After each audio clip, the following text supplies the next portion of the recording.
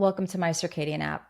Let's talk about sunrise. Before we do, a quick reminder, this is not medical advice or substitute for working one-on-one with a practitioner. Now, sunrise is when the sun actually begins to come over the horizon, and the sun is between 0 and 10 degrees. This is the first time that blue light is available. And what blue light does is it communicates with a clock in your brain called the suprachiasmatic nucleus to tell your body to turn on the HPA and HPG axes. So if you have adrenal issues, if you have cortisol issues, this is a really magical, beautiful time to give your body this soothing time to allow cortisol production to naturally begin. This, what it does is communicates with the mitochondria, and the mitochondria take cholesterol and begin to make pregnenolone. Pregnenolone is then funneled into both the cortisol pathway as well as the sex steroid hormone pathway. Having this soothing outdoor time and the correct amount of blue light from the sun is really an important signal to have your body make the right amount of cortisol. I always say that sunrise is similar to an adaptogen. So if you have low cortisol in the morning, we do want it to be at a nice, healthy, rising level in the morning. But if you're someone with low cortisol, then sunrise can give your brain the signal to make a little bit more.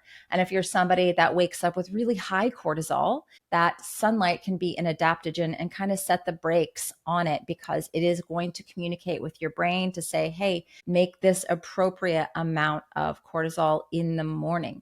A lot of people will ask, now, do I need to see the sun directly coming over the horizon to get these hormonal benefits? And the answer is no. All you need to do is go outside. So a window will block these frequencies. Glasses and contacts will also block these frequencies. Again, this is not medical advice, but if you wear glasses, you can pull them down to your nose. You can find somewhere to sit down where you're safe and take the glasses off. If you wear contacts, I would consider putting them in after you rise. And you can also get a brand called Dailies. Again, this is not medical advice, but they do not block UV light. However, they will block some of that flow of oxygen in the eye. So if at all possible, I would put on contacts after sunrise. And then the next period of light that we'll talk about is UVA light. People will also ask, how long do I need to go out for sunrise in order to experience these benefits?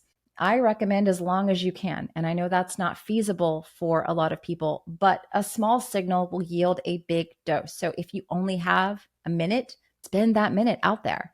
If you have 15 minutes, spend 15 minutes. And the beautiful thing about sunlight and the body is that it's cumulative. So if you have only 5 minutes on Monday, but 15 minutes on Tuesday, this time will even out and will give your body a very, very strong signal to keep the circadian rhythm set. So sunrise is important to begin this production of cortisol, to set your circadian rhythm, and to give your body this perceived sense of safety so that you can funnel the appropriate amount of cortisol, of pregnenolone, into the cortisol pathway and to the sex steroid hormone pathway. So this all begins in sunrise. The next period of light that we'll talk about is UVA light, but sunrise happens when the sun is between 0 and 10 degrees.